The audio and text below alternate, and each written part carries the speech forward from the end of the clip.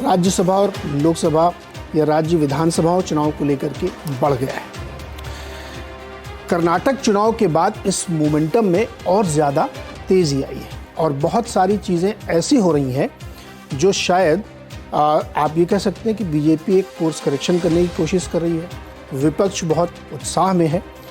23 तारीख को एक बड़ी विपक्षी दलों की एकता की एक बैठक है पटना में, जिसमें बहुत सारे दल इकट्ठा हो रहे हैं।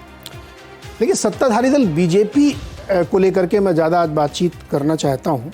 हालांकि संदर्भ तो विपक्ष की तरफ से ही आएगा, लेकिन महत्वपूर्ण ये है कि कई सारी ऐसी बातें, ऐसी घटनाएं सामने आई जिससे ऐसा लगता है कि भारतीय जनता पार्टी को 2024 के लिए अपनी स्ट्रैटेजी में कुछ फेरबदल करना पड़ रहा है, या सोच रहे हैं, या उनको ऐसी नसीहतें दी जा रही हैं। ऑर्गेनाइज़र एक वीकली न्यूज़पेपर है जो माना जाता है कि आरएसएस का मुखपत्र है। टेक्निकली वो लोग इनकार करते हैं, लेकिन पांचजन्य और वो तो ऑर्गेनाइज़र के संपादकीय में ये लिखा गया कि हिंदुत्व और सिर्फ मोदी जी के चेहरे के दम पे चुनाव जीतना मुश्किल है, काफ़ी नहीं है। ये रीजनल लीडरशिप, रीजनल इश्यूज़, उनको काफ़ी हद तक आपको आगे लाना पड़ेगा।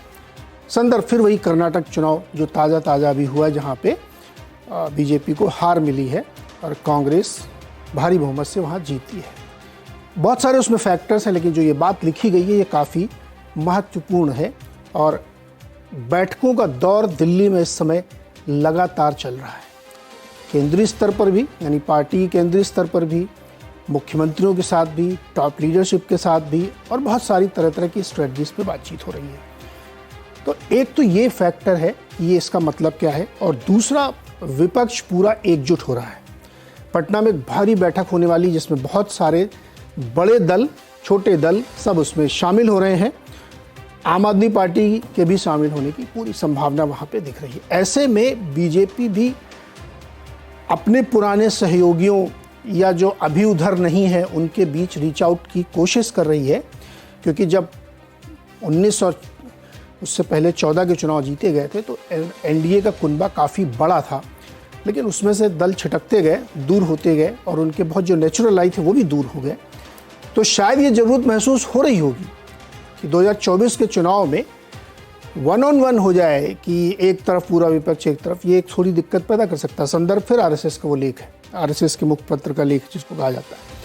तो इसके लिए बीजेपी एक रीच आउट कर रही है। इसीलिए मुझे लगता है कि एक पुनर्विचार, एक स्ट्रेटजी को रिफ्रेम करने की बातचीत चल रही। इसी को समझने की कोशिश करते हैं 24 के चुनाव के संदर्भ में भारतीय जनता पार्टी क्या स्ट्रेटजी बदलाव कर रही है, क्या लेके आ रही है, और ऑर्गेनाइजर में जो लेख लिखा गया है इसका मतलब क्या है, इसका मंतव्य क्या है, ये नसीहत है, निर्देश है, या प्रेरणादायक एक लेख है, क्या है ये, इसको समझने की कोशिश करते हैं। बातचीत करने के लिए आज हमारे साथ वरिष्ठ पत्रकार, बहुत ही वरिष्ठ पत्रकार विजय त्रिवेदी जुड़े हुए हैं। सर, विशेष स्वागत है आपका। बहुत दिन बाद आप पकड़ में आए मेरे, बहुत कोशिशें मैं कर रहा था, लेकिन कहीं और व्यस्तता थी, इसलिए विजय जी आ नहीं पाते थे। साथ ही वरिष्ठ पत्रकार संजय सिंह जी हमारे साथ जुड़ रहे हैं।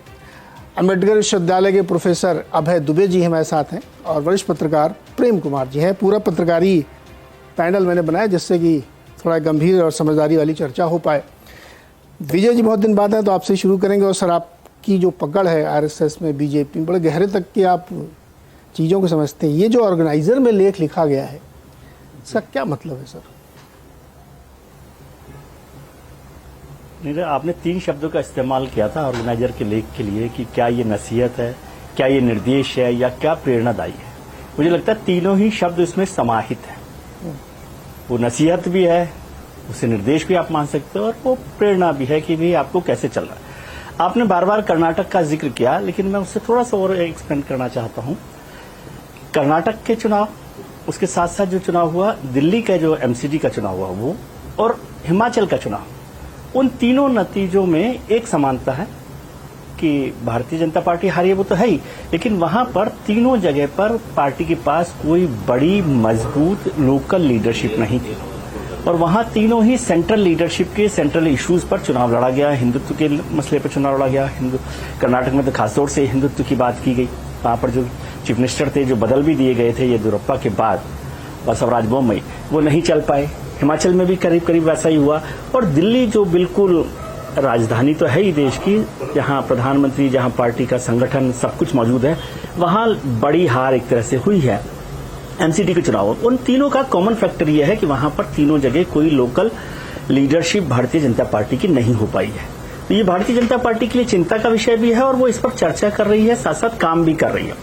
अभी जो आने वाले जो 4 चुनाव हैं, 5 चुनाव हैं वैसे, मिजोरम है, तेलंगाना है, राजस्थान है, मध्य प्रदेश है, छत्तीसगढ़ है, इन तीनों जगह भी भारतीय जनता पार्टी को इसी क्राइसिस से जूझना पड़ेगा। राजस्थान में वसुंधरा जी के साथ अगर वो नहीं जाना चाहते तो कोई लीडरशिप वहां नहीं है। छत्तीसगढ़ में भी भारतीय जनता पार्टी के पास कोई लीडरशिप नहीं है। मध्य प्रदेश में शिवराज जी हैं, लेकिन वो कितना, क्योंकि इतनी लंबी उनकी पारी हो चुकी है, उसके बाद क्या वो चल पाएंगे, नहीं चल पाएंगे, तो वो एक इशू है। और तीनों जगह लोकल इश्यूज पर होंगे। तेलंगाना में कोई पार्टी के पास ऐसी मजबूत लीडरशिप नहीं है, मिजोरम में कोई नहीं है। तो ये सभी जगह ऐसी हैं जहां भारतीय जनता पार्टी को काम करना पड़ेगा। और लगातार प्रधानमंत्री नरेंद्र मोदी को एनकैश करते करते भी एक लिमिट होती है।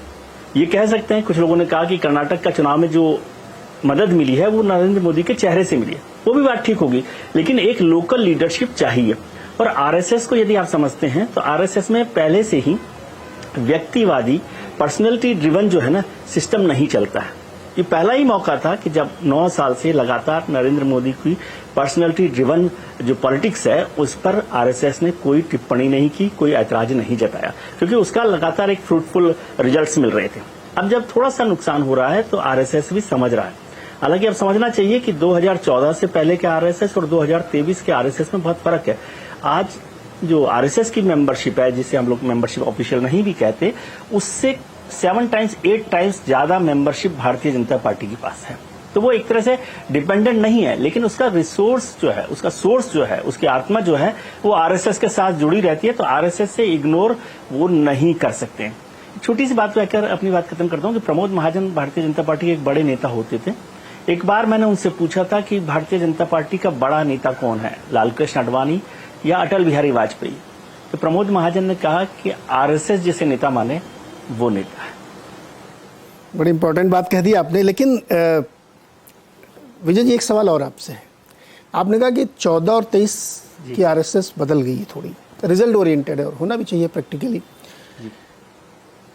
लेकिन क्या ये ऐसा मान सकते हैं या समझ सकते हैं कि लगातार आरएसएस बात को इग्नोर कर रही थी कि रीजनल लीडरशिप को तवज्जो तो देना छोड़िए, उनको साइडलाइन भी किया जाता था? ये बात उनको अब समझ में आ रही है?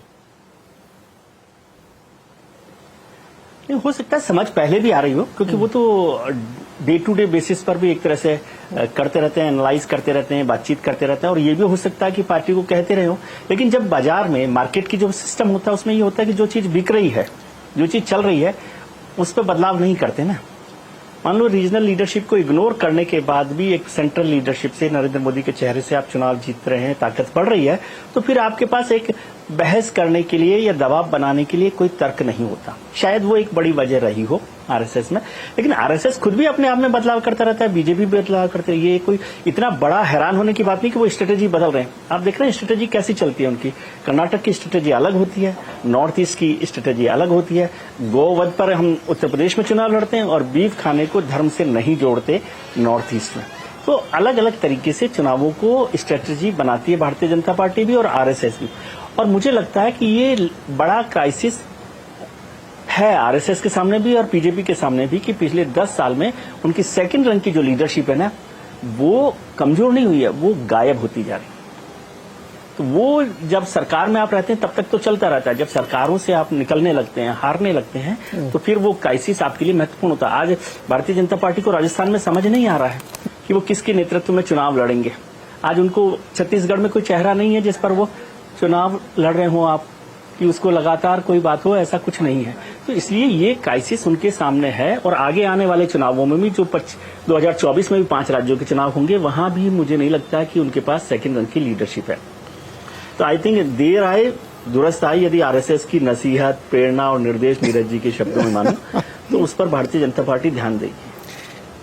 सर, आपने बड़ी इंटरेस्टिंग बात कही, प्रेरणा, निर्देश या हिदायत। जब मैं दिल्ली में नौकरी करता था तो ये बात मेरे ख्याल में 2001 या 2 की होगी। तब Rajju Bhaiya ji if I am not wrong तो अध्यक्ष थे, हाँ उसी समय की बात हो। सर संचालक थे। सर संचालक वो थे। और इंटरनेट का इस्तेमाल बहुत पहले, मतलब लोग मानते हैं आरएसएस को कि बहुत कंजर्वेटिव है, लेकिन जानकारी के लिए बता दूं कि वो बहुत टैक्स सेवी लोग हैं और उनसे ज़्यादा टेक्नोलॉजी का इस्तेमाल पहले से पहले कोई शायद ही करता हो। तो इंटरनेट पे एक शाखा लगाई गई थी जिसमें विश्व के बहुत अलग अलग जहाँ लोग काम करते हैं उससे जुड़े थे। उस मौके पर मैं गया तो ऐसे ही आम चर्चाएँ चल रही थी, मैं तो कवर करने गया। तो एक ऐसे ही, नाम नहीं लूँगा मैं, दिल्ली के बड़े बड़े नेता थे, उनसे बातचीत हुई। उनसे उन्होंने कहा कि उन्होंने शिकायत की वहाँ पे कि बीजेपी के लोग सुनते नहीं हैं हमारी, हम लोग काम करते हैं लेकिन वो लोग हमारी सुनते नहीं हैं। तो उन्होंने बताया कि उनसे संघ के एक बहुत ही वरिष्ठ अधिकारी ने पूछा कि आपके कितने सदस्य हैं आरएसएस के। तो उन्होंने कुछ संख्या बताई, बोला बीजेपी के कितने हैं, तो उन्होंने उससे 3-4 गुना बताई। बोला जवाब मिला आपको? तो जवाब आज आप रेफ़र कर रहे हैं, दरअसल वो 20 साल बाद मुझे वो बात याद आ रही है कि ये बात तब से चली आ रही है कि आपको आर्म ट्विस्टिंग करनी पड़ेगी और अपनी ताकत दिखानी पड़ेगी।